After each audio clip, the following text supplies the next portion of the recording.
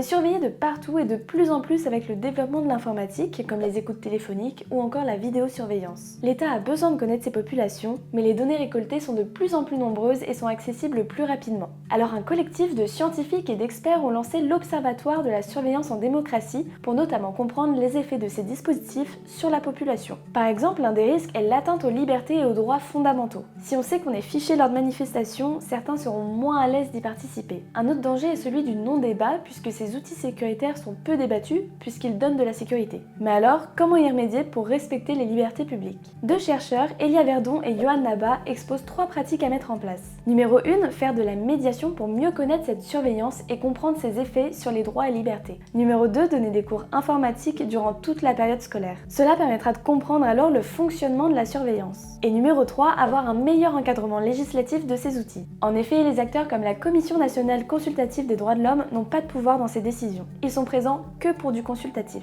Donc en gros, il faut renforcer cette prise de conscience. Rate pas une occasion d'apprendre, abonne-toi!